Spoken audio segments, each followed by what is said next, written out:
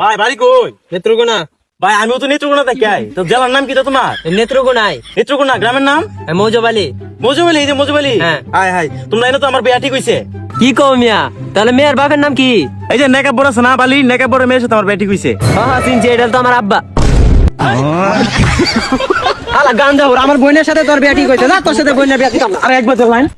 ভাই মনোরণে কুখ্যাত বিখ্যাত সুর। আরে ভাই এটা মনে করার কি আছে, আমি তো অরিজিনাল চুরি, সারাদিন চুরি করি। আরে ভাই মজা কি করে?